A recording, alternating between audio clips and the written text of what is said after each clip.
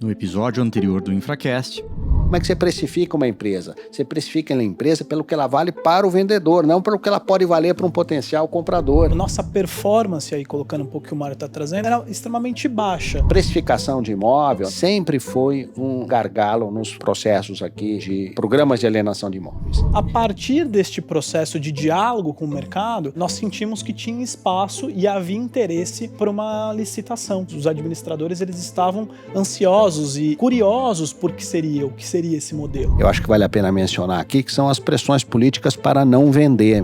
Mas o primeiro passo, quer dizer, antes de imaginar que você vai fazer um fundo imobiliário, o ente público tem que conhecer minimamente qual é o seu estoque de ativo. Então não tem essa discussão se ele vai operar em direito público ou direito privado. Agora, quando o Estado dá o passo de integralizar uma cota de fundo imobiliário com imóvel, aí você está no direito público também. Só que também tem um olhar de direito privado, porque o administrador do fundo imobiliário, Bruno bem sabe disso, não pode receber o imóvel pelo preço que o Estado acha que deve atribuir esse imóvel. Ele tem um dever fiduciário com os cotistas. Como é que nós performamos esse ano, num ano de crise, 50 milhões dentro do fundo, né? Assim, os principais... Isso é inédito, não é, Bru? Esse foi as primeiras grandes vendas, né? Assim, nós conseguimos... Eu só falei das virtudes, por enquanto. Deixa o Bruno complementar. Mas virtudes. Realmente, assim, um calvário, né? Inovar na administração pública, como a gente já falou. E, assim, quando é que o Estado de São Paulo, desde lá da lei de 16, quando nós começamos a trabalhar juntos em prol desse projeto, e muitas vezes...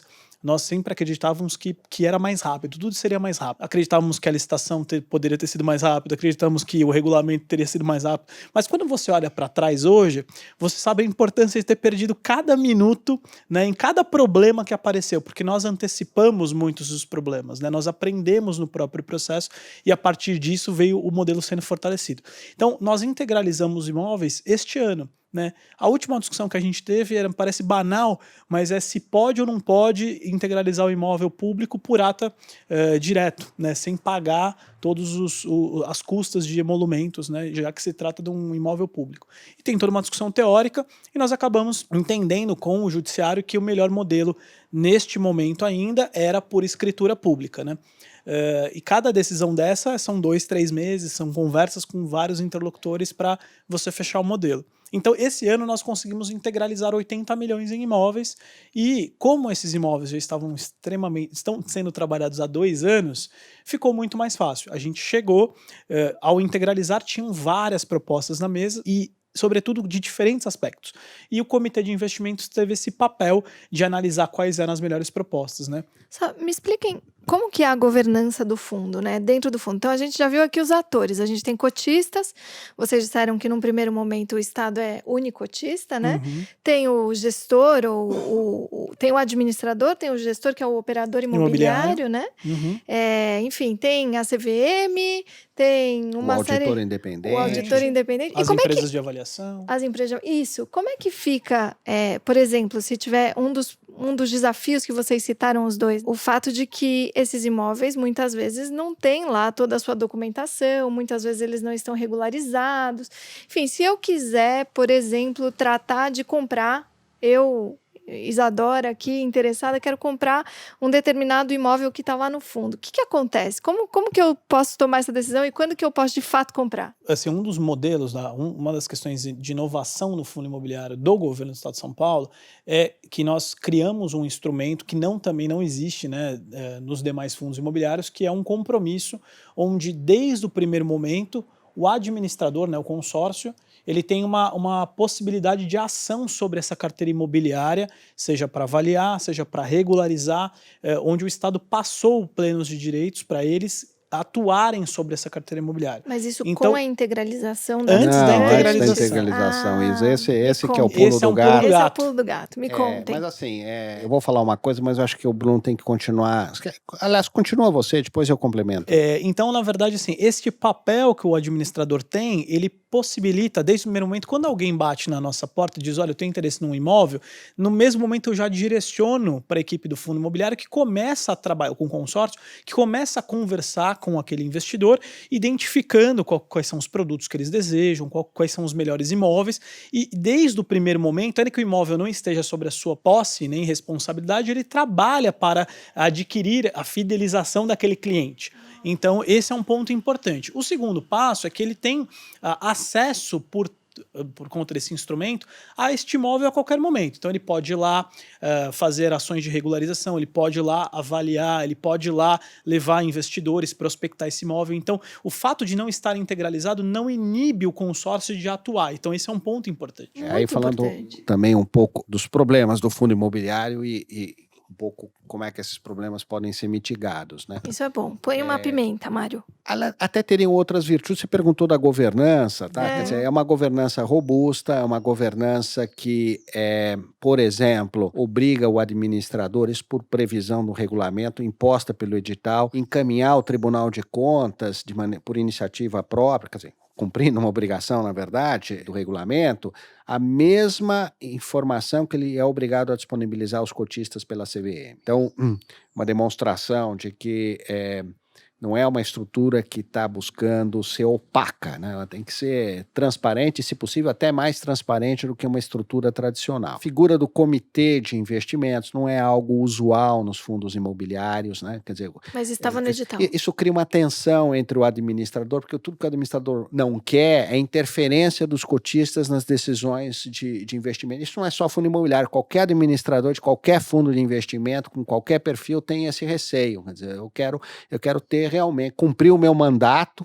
e eu não quero cotista no meu pé dizendo o que eu posso e o que eu não posso fazer. Só que nesse caso aqui não dá para dar esse mandato tão amplo. Você tem que ter sim um comitê de investimento que fique, no fundo, até dividindo a responsabilidade com o administrador, né? Não é fácil estar sentado nesse comitê de investimento. Eu sei que o Bruno está... Não, e hoje, assim, trazendo o que o Mário está colocando, realmente, assim, o próprio administrador, ele reconhece e gosta da participação no comitê de investimento, porque ele entende esta responsabilidade, entende o lado do Estado e da sua complexidade. Então, realmente não é usual e, no final das contas, nós entendemos que realmente foi um excelente modelo. E o Estado senta com outros cotistas? Ele senta com o consórcio. Com o consórcio, mas se houver um outro cotista... Não, então, aí eu vou te falar, eu acho que tem um ponto aqui da governança e tem um outro ponto que qual é a lógica na estruturação do fundo imobiliário, né? Até deixa eu falar primeiro da lógica, depois eu falo da governança. E aí vem a lógica da performance também, da remuneração por performance. No setor privado, quando se pensa em criar um fundo imobiliário, se pensa já a ideia inicial, ela já vem acompanhada de um objetivo de fazer uma oferta pública de cotas no mercado de capitais. Pode ser para esforços restritos, pode ser uma oferta, instrução 400, que vai oferecer para as pessoas físicas também, que tem benefícios fiscais para investir num fundo imobiliário, mas a estruturação é pensada dessa maneira, né? Como é que eu acesso... Então, eu estou criando um produto que é um produto para o mercado de capitais. Isso é a lógica do setor privado. E aí a performance do administrador, quando tem, essa cláusula costuma ter, né, administrador, o gestor do fundo imobiliário, é a valorização das cotas. A valorização das cotas. E muitas vezes esses fundos imobiliários estão listados no mercado secundário, as cotas estão listadas no mercado secundário, então é muita lógica da valorização das cotas. Não é a lógica que serve aqui para o Estado de São Paulo. A lógica da performance é caixa, é liquidez, é um instrumento para implementar um programa de alienação de imóveis. Então não interessa valorizar a cota. Vai valorizar a cota porque vem uma outra avaliação, refez a avaliação, deu mais do que deu a avaliação anterior. Valorizou a cota, remuneração por performance. Não é assim que funciona. Tem que fazer o caixa, tem que fazer a liquidez, porque este é o objetivo principal, né? E a taxa de performance é em relação ao que ele consegue vender. Receita líquida. Não é sobre a valorização, não é nem sobre o preço de avaliação e o preço que ele vendeu, é ter conseguido vender, entendeu? É a receita líquida descontada, algumas despesas que o fundo tem. Então, esse é um ponto. A governança, eu estou citando uma série de exemplos aqui de governança, tem esse papel do comitê de investimentos, e claro, a governança vai ficar muito maior, muito melhor o dia que for possível ir a mercado. Embora esse não tenha sido o target inicial, mas é óbvio que isso é desejável. Agora, você não pode ir a mercado num fundo imobiliário que não está, digamos assim, devidamente integralizado com os imóveis, não tem um plano de venda. O investidor vem e diz assim, bom, mas como é que eu precifico isso? Qual é o time aqui? Qual é o plano de negócios? Esse plano é para vender os imóveis? Esse plano é execuível, não é execuível? Então tem que dar um tempo para isso acontecer, para depois pensar em ir a mercado. E o outro ponto que eu queria destacar, que nós tivemos, o Bruno sabe bem disso, uma sorte muito grande de ter contado com uma assessoria pro bono do setor privado, e aqui eu queria fazer uma homenagem ao Moise Politi, né, que foi alguém que ajudou desde a concepção do fundo imobiliário, trouxe ideias muito valiosas, e está sentado no comitê de investimento pro bono, porque a regulação da CVM não nos permitiu estabelecer uma remuneração pelo exercício dessa função de membro do comitê de investimento, né? O máximo que nós conseguimos, ou estamos em vias de conseguir, é um seguro de responsabilidade civil, que é também um negócio pouco usual, mas é algo que nós entendemos, e acho que com razão, de que era um fator importante para atrair não só um bom administrador, mas também boas pessoas corajosas e bem intencionadas que sentassem no comitê de investimentos. Sem dúvida.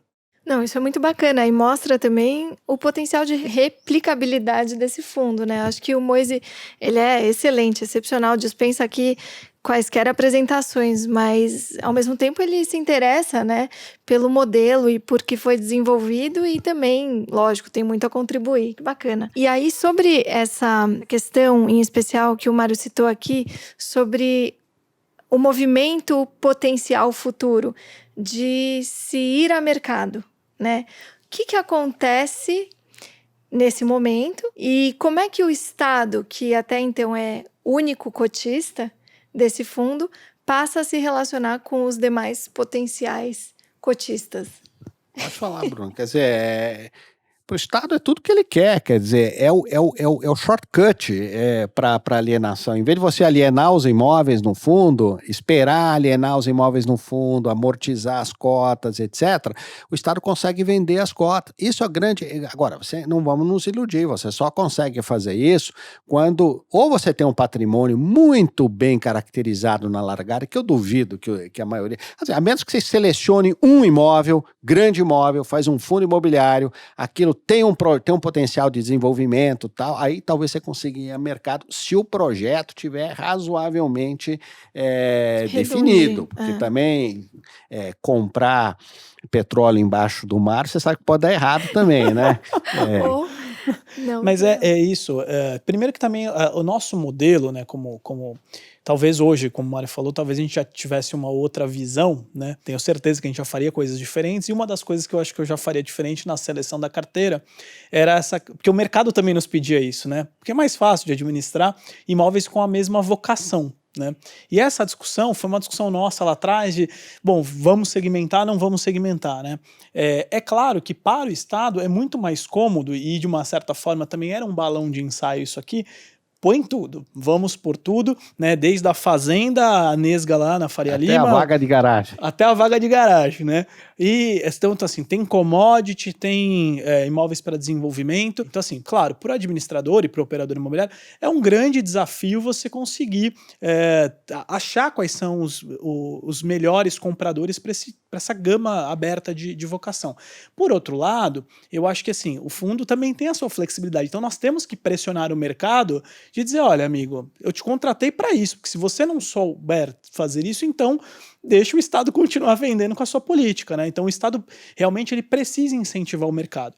E o mercado também está aprendendo, né, de um modo geral. Assim, depois de que ainda já do desenvolvimento do fundo, a gente conversa com diversos outros administradores e gestores que se relacionam com o nosso consórcio, e eles também são muito entusiasmados, às vezes, de comprar um imóvel ou outro, falam muito bem do modelo, mas também vem essa dificuldade, né? Eu acho que um ponto adicional, então, além da vocação, que eu queria trazer aqui para o debate, é a questão da regularização dos imóveis. Eu acho que esse é um desafio ainda a vencer. Por quê? Porque quando você vende na administração pública na 8666, você tem um grande benefício, que é a chamada venda ad corpus. Então, quem compra, que saiba o que está comprando, né? Eu estou simplesmente vendendo. Posso ser um direito real, pode ser um direito possessório, pode ser uma transcrição. No fundo imobiliário não tem essa possibilidade. são só matrículas, né? Então nós temos agora, é claro que o direito real também é uma possibilidade, mas é uma possibilidade pouco explorada, né? De modo geral, os escritórios de advocacia e os administradores têm um certo receio com a questão do direito real, do direito possessório, que a gente ainda está tentando ver se há uma solução para que o administrador, o consórcio, não tenha que regularizar completamente todos os imóveis para fazer a integralização. Esse é o né? downside do fundo. Está Esse falando dos problemas, esse é um deles. É uma leitura que se fez da regulação.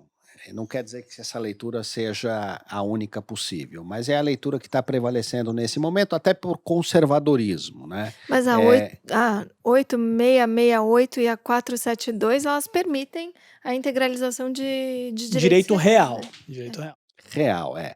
Agora, assim, o que é o direito real, né? O direito real você precisa registrar, porque se não for registrado, não tem esse atributo do caráter real. Então, o que eu queria destacar aqui é que, diferentemente de uma venda direta, o imóvel tem que estar num nível de regularização muito superior ao que ele precisa estar numa venda direta. Como é que a gente tenta mitigar isso? Fazendo esse trabalho de regularização através do fundo, mas sem o imóvel estar ainda contabilizado no fundo. Quer dizer, ele não está contabilizado, ele não é formalmente de propriedade fiduciária do administrador, mas o administrador nesse modelo, e aí entra aquilo que o Bruno falou, do compromisso de integralização, ele está legitimado, inclusive pelas regras da CVM, a usar recursos do fundo para contratar os serviços necessários para fazer a regularização. Então, isso a gente tentou mitigar dessa forma. Agora, você vai olhar o balanço do fundo, aquele valor do imóvel não está aparecendo, não está refletido na cota do fundo, porque o imóvel não entrou formalmente. Então, isso é um downside do fundo. O outro downside, acho que são três que eu lembraria, esse é um deles. O outro é o seguinte, é uma estrutura que tem um custo explícito. Esse é o ponto. Porque as pessoas enxergam aquilo que está acima da linha d'água, quando, na verdade, o corpo maior está abaixo da linha d'água. Estou pensando aqui num iceberg. Então, claro, tem uma taxa de administração, tem uma taxa de performance. Aí você olha assim, mas quando eu faço a venda direta, não tenho que pagar nem corretor. Meu amigo, só que você... Vamos colocar o custo do dinheiro... 9% de êxito. Vamos colocar o custo do dinheiro no tempo, né? Quanto custa carregar um patrimônio imobiliário? Assim, sem falar no risco de vandalismo, no risco de invasão, que isso é o que está acima da linha d'água que você percebe, mas tem um custo do dinheiro abaixo da linha d'água que não é mensurável. No setor público, dificilmente se mensura o custo de capital do setor público. E no fundo também é possível contratar, por exemplo, vigilância, limpeza, toda proteção patrimonial. Um processo competitivo, um processo auditado, não tem... Coisa que a gente não faz quando a gente está no governo, né? Sentado... Não. Então por quê? Porque ele opera no setor, no regime de setor de direito privado, com mais flexibilidade. Mas tem uma taxa de administração, tem os custos de manutenção do fundo, tem auditoria, coisas que, se você for só somar o que está acima da linha d'água, você vai ficar com a impressão de que o fundo custa mais caro, né? Mas você tem que olhar o big picture desse negócio. E tem que comparar situações comparáveis, né, claro. Mário?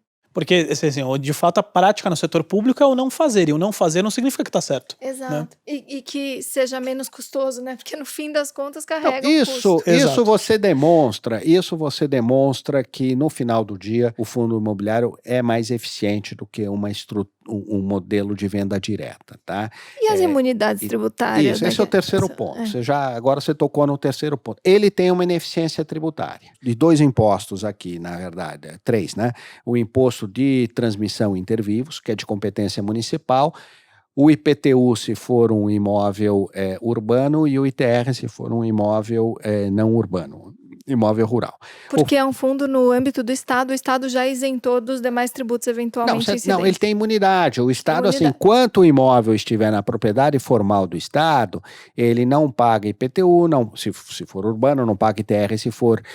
E quando o Estado for vender o imóvel direto, numa venda direta, o comprador vai pagar o imposto de transmissão, né?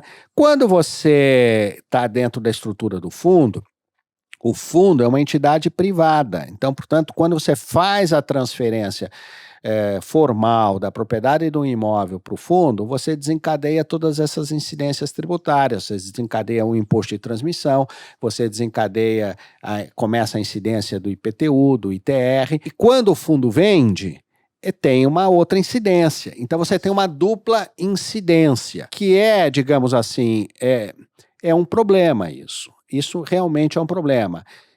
Alguns municípios, eu citaria aqui o município de Porto Alegre como exemplo, tem uma lei municipal que diz que é isento a transferência para o fundo. E mais, e é qualquer fundo, não é só fundo em que o cotista principal, o cotista não é público. Aí só incide na transação final.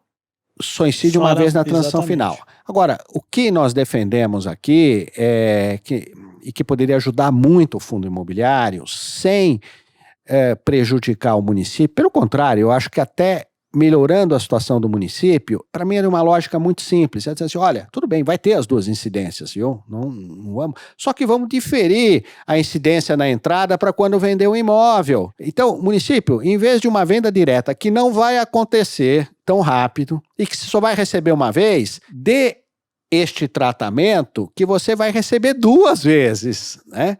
E vai receber. E outra ideia é de que o imóvel que no setor público não estivesse sujeito a IPTU e a ITR, e ele vem para o fundo e ele não tem uma destinação econômica, ele não vai ser oferecido à locação, ele continue com essa imunidade. Se ele ali for oferecido a locação, se for aí não, aí passa a entrar.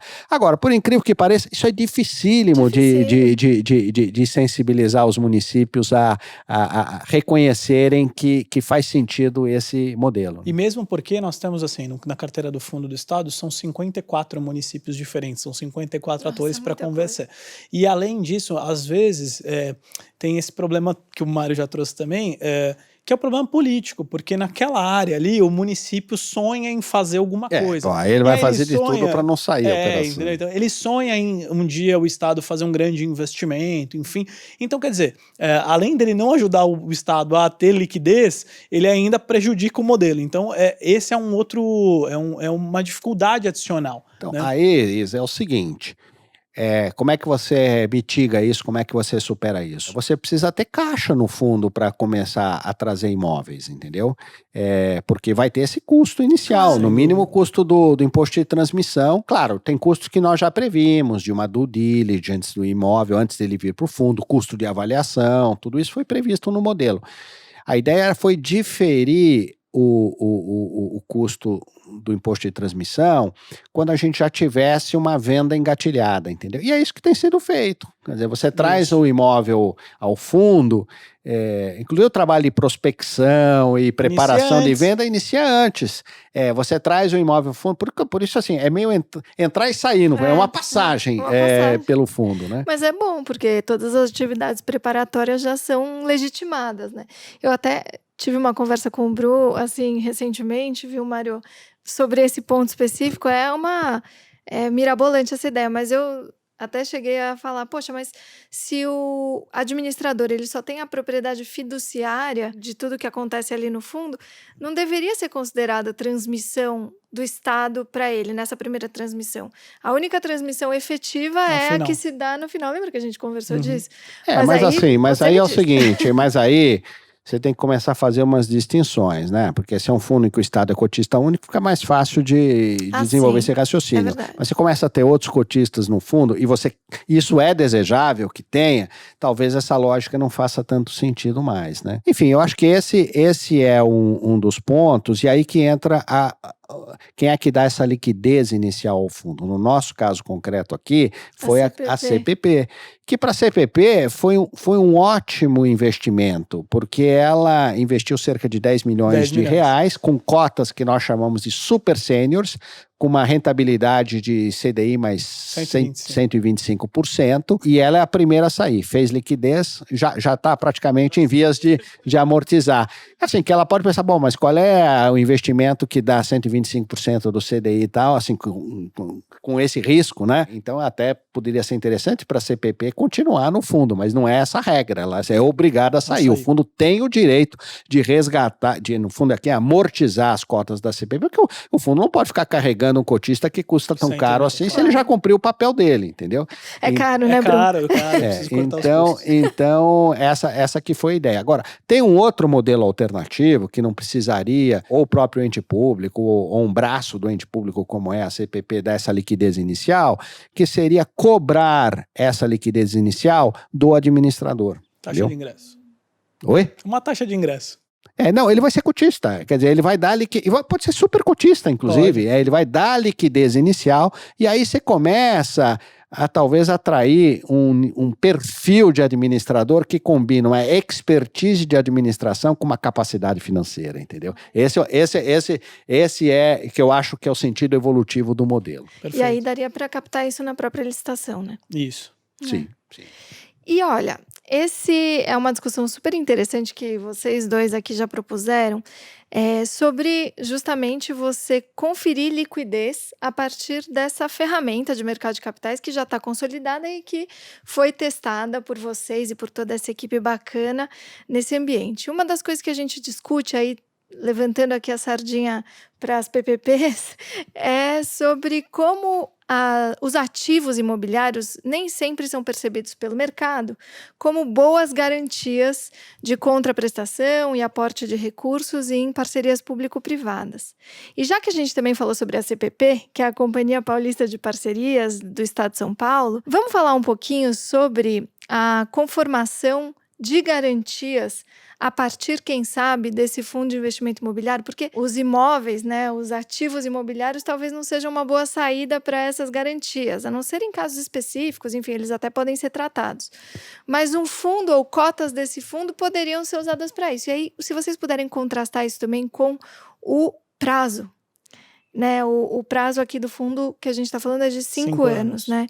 O que acontece depois disso? Eu queria que o Bruno falasse primeiro do prazo, independentemente de usar a cota como instrumento de garantia ou não. Essa questão do prazo tem uma lógica própria. Depois eu complemento com a questão da garantia. De modo geral, os fundos imobiliários eles não têm prazo, né? Eles são de duração indeterminada.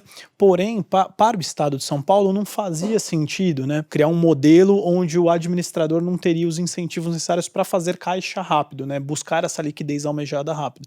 Então, nós, com base aí em algumas percepções de mercado, de que 5 anos ele é um tempo razoável, a iniciativa privada vai sempre dizer que não, mas ele é um tempo razoável para bolar um projeto, estruturar um projeto, aprovar um projeto e iniciar as obras desse projeto, nós adaptamos esse prazo para dentro do fundo, que, claro, eventualmente pode até ser prorrogado com a aprovação do Comitê de Investimento dos cotistas, se entenderem lá na frente ser necessário. Tem uma trava de performance, se o administrador, evidente, o consórcio não performar aquilo que se espera dentro de 2 anos, do que foi integralizado, ele não fizer caixa, ele pode ser trocado, mas a ideia é que sempre, o Mário sempre diz essa expressão, que o administrador, né, o consórcio, vai ter uma cenoura e uma espada ao mesmo tempo. É bom, então, parece bom. Isso é importante, porque senão você realmente desalinha esses interesses, né? É importante que o mercado corra para fazer caixa e claro, do nosso lado aqui do Estado, eu consiga integralizar o mais rápido possível para esse prazo de 5 anos. Esse prazo pode ser prorrogado e a ideia aí é o seguinte, é poder trocar o administrador, porque aí você vai fazer uma avaliação, esse administrador, ele realmente fez o máximo que podia fazer em 5 anos, ainda que ele não tenha conseguido um desempenho brilhante, mas o que motivou isso? E aí você pode tomar uma decisão, eu prorrogo... Por regras privadas? Ou por privado, assembleia tudo é privado, possível? tudo privado. Aí a questão da licitação já não se coloca mais, posso prorrogar. Ou então vamos contratar, os cotistas, né, vão deliberar a contratação de um novo administrador, respeitado o prazo e tal. Claro que ele pode sair antes também, se ele não cumprir certos patamares de performances intermediárias. Não é que você espera 5 anos para ver o que acontece e depois bota a mão na cabeça e chora de que não vendeu nenhum imóvel e tal. Então você tem milestones aí intermediários. Mas pode prorrogar. Agora, a liquidação de um fundo desse, liquidez não é algo trivial, entendeu? Não é algo que se deseja. Não é que passou 5 anos, então liquida o fundo, volta tudo. Pô, aí começa a ter de novo a discussão do imposto de transmissão, né? Claro. O fundo vai devolver um imóvel, vai ter outra incidência de imposto de transmissão. Então, não é desejável que a liquidação aconteça, mas ela tem que ser prevista, tem que estar regulada, e esse é um dos pontos difíceis, né? Sim, sobretudo porque é importante também a gente pontuar que o nosso regulamento ele permite a participação. É um fundo que não está num primeiro momento almejado para ir à bolsa, mas ele é um fundo destinado para órgãos da administração pública. Então, o nosso regulamento permite a participação de qualquer ente público de qualquer esfera. Então, imagina que amanhã, né, município, por exemplo, município tem imóveis de herança vacante. Isso, integraliza. Que não tem escala para fazer um fundo imobiliário para isso. Isso, ele adere ao de São Paulo. Aí, claro, tem uma trava, primeiro que o cotista precisa aceitar e o administrador também, porque ele participou de uma licitação que não era para aquela carteira, mas no final de uma liquidação, imagina como é que você fatia, que é uma comunhão, né? Então, como é que você fatia esses bens entre os cotistas na sua proporcionalidade? Vai ter proporcionalidade de imóvel, de terreno, de tudo que é jeito, né? Não é fácil pensar numa liquidação. Tanto é que a maioria dos fundos liquidam em dinheiro. Você, rarissimamente, você vai ver uma liquidação de fundo imobiliário que está devolvendo imóvel para o cotista, né? Isso é assim, ou é cotista único, ou é um grupo restrito. Sobre garantias, Isa, eu acho que o fundo imobiliário tem muito a contribuir para isso também. Tem muito a contribuir. E aí você tem que usar uma faculdade da regulação, do fundo imobiliário, legislação, regulação, especialmente a regulação da CVM, que é criar cotas, classes distintas de cotas. Nós já previmos no regulamento do Fundo de São Paulo 3 classes. A classe super sênior, que era aquela que dava liquidez inicial, que era específica da CPP, uma classe sênior e uma classe júnior. A classe sênior é aquela cota que vai carregar, obviamente, um pouco mais de risco, mas ela vai ter a preferência, depois da super sênior, ela vai ter a preferência na amortização em relação à cota júnior, né? Ou a cota subordinada. E, claro, tudo depende do ratio que você tem entre cotas júniores e cotas sêniores. Se esse ratio é percebido como algo que vai dar conforto para o cotista sênior, de que ele vai ser em algum momento amortizado, mesmo que haja uma certa frustração na capacidade de alienação de imóveis do fundo, você tem uma cota que pode interessar ou uma empresa estatal, ou uma autarquia que tem ali um empossamento de liquidez dentro do Estado, ou eventualmente até o mercado. E, por que não, como instrumento de garantia. Eu acho que você consegue criar uma cota na lógica de uma cota mezanino. Claro que aí é indiscutivelmente uma garantia mais líquida do que uma hipoteca de imóvel, que é aquele imóvel e depois para executar uma hipoteca, você sabe que é um negócio maluco, né? Então, se a cota é um instrumento de garantia real, né? Seria ali uma espécie de um penhor, uma calção de cotas. Eu acho que você tem um instrumento de garantia que faz sentido. Claro que tem um ponto aí, que se você começa a amortizar essa cota, né, no prazo de duração do fundo, nós estamos falando de uma PPP que pode durar aí um tempo maior, você tem que prever um mecanismo de substituição de garantia, ou então a garantia passa a ser uma garantia totalmente líquida, que é o modelo que a CPP começou a funcionar com esse modelo, depois evoluiu um pouquinho, mas era garantia sobre dinheiro. Agora, você não depositava o dinheiro numa conta bancária e criava uma conta vinculada, uma conta escrow, e a garantia era o recurso depositado na conta. Sempre se utilizou a figura do fundo de investimento financeiro. Perfeito. Porque tem muito mais eficiência na gestão, na troca de ativos ainda que sejam títulos públicos. Você tem um leque de possibilidades de títulos públicos com diferentes curvas de juros, com diferentes prazos de vencimento. Então, sempre se deu em garantia da CPP, né? Nos contratos em que a CPP interviu como garantidora, cotas de fundo de investimento. Aí o que variou, eu estou garantindo um fluxo de pagamentos maior, um fluxo menor. Eu entendo que a questão da garantia nas PPPs é algo que é muito sensível para o setor privado, mas ao mesmo tempo a gente tem que reconhecer que é uma distorção do modelo, né? Quando já faz bem lá no início, muitos anos atrás, eu tive conversando com a unidade de PPP do Reino Unido, né? Na época que ainda estava no Tesouro, eu falei, no Brasil a questão de garantia, eu falei, como assim garantia? Por que isso é necessário? Mas não é o ente público que devedor, quer dizer, é o soberano, como é que o soberano precisa de garantia, né? Eu não entrava muito na cabeça dele, falou, não, aqui é a coroa britânica que está assumindo o compromisso. Rating Não, AA. é curioso no Brasil, porque nós temos um histórico de inadimplência contratual, né, muito grande. Agora, na dívida pública mobiliária do governo federal, hoje é indiscutivelmente a aplicação de menor risco, né? Sem dúvida. E por incrível que pareça, Ainda quando você vai existe. numa PPP federal, o cara quer garantia. Fala, mas aí é compreensível, porque um default, seja o governo federal, um default numa obrigação de pagamento de uma PPP, ele afeta um cara, uma pessoa. Um default de um título de dívida pública, você não sabe onde é que está esse título. Ele pode estar no fundo de investimento, pode ter. Então, aí inventaram um negócio que assim, vão criar uma série especial de título público para garantir as PPPs do governo federal. O cara falou, não, aqui você vai dar o default seletivo também, né? Não pode, não é essa a lógica. Então, isso realmente eu sei que é muito sensível, mas eu tenho esperança que com o passar do tempo essas demandas vão diminuir e não existe ativo suficiente para dar demanda em todos os projetos de PPP que se imagina fazer. Então, nós vamos ter que evoluir para um outro modelo, né? Sem dúvida. Muito bom. Uma coisa que eu queria complementar nessa conversa que a gente está tendo sobre garantia e como utilizar melhor esses ativos, né? Dentro do projeto de lei que o governo do Estado de São Paulo enviou à Assembleia, a gente tem uma possibilidade de alienar imóveis que estejam em zonas de influências de concessões e parcerias público-privadas, que você alavanque as parcerias público-privadas, traga receitas acessórias. Então, de uma certa forma, eu não preciso nominar, é um dispositivo genérico, mesmo porque você não sabe aonde você vai fazer um projeto amanhã.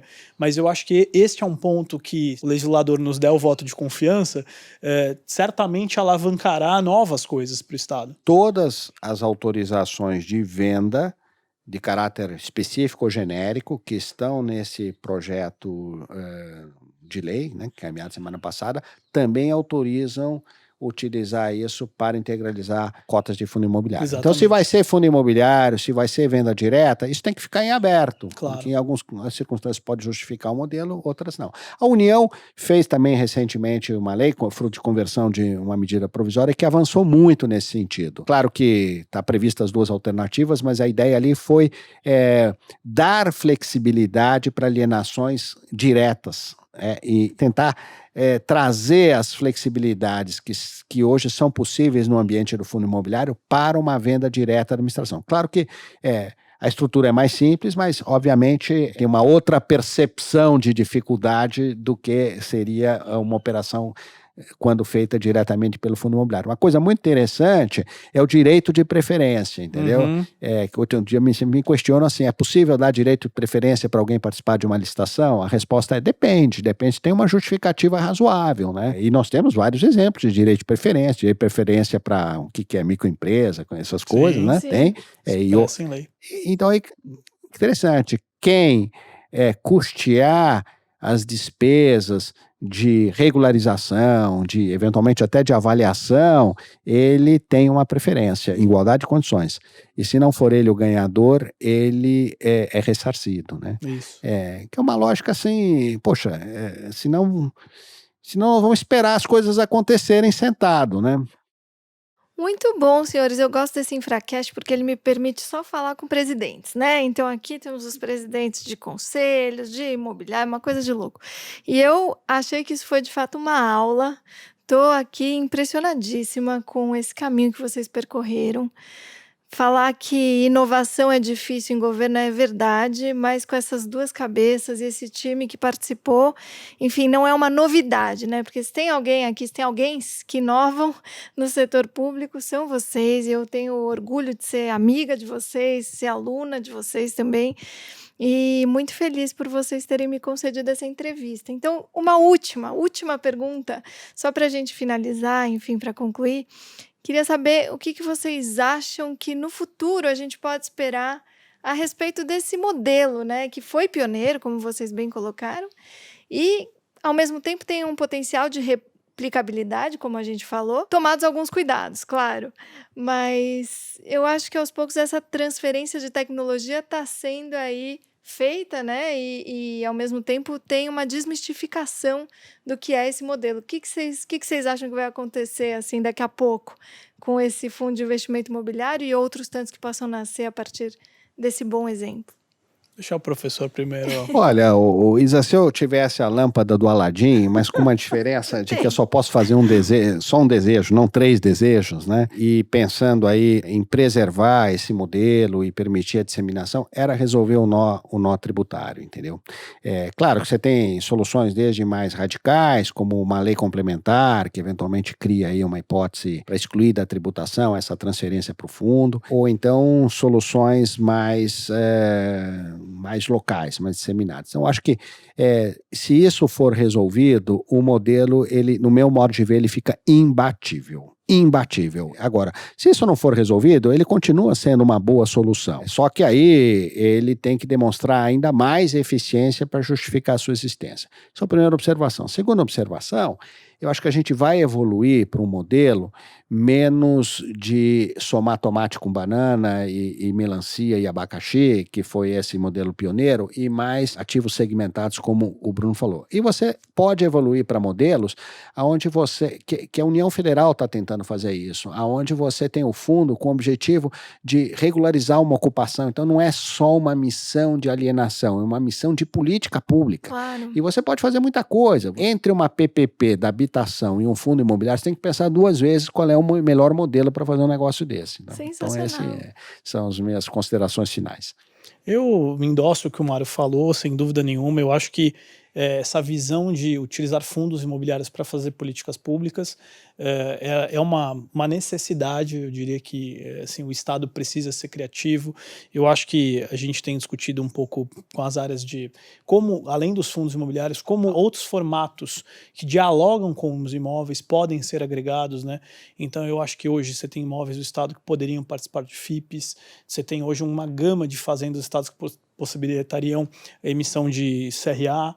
Então, assim, acho que a gente precisa, talvez, olhar para os imóveis e dialogar mais com o mercado de capitais genericamente. Eu acho que isso é muito importante. Sem dúvida nenhuma, o nó tributário, ele existe, ele é um fato que a gente precisa resolver, mas, ao mesmo tempo, eu acho que nós estamos, o Estado de São Paulo, com todo o seu esforço de muita gente, e, claro, sobretudo, nós precisamos sempre da confiança dos nossos governantes, porque sem a confiança esse modelo não continua, né?